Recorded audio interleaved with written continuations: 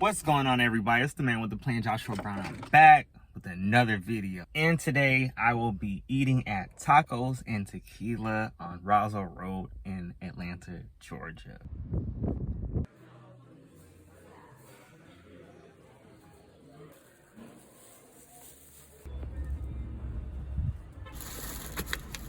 It really wasn't all that expensive. I ordered to go through Uber Eats. All right, so I just made it home and it's looking pretty good.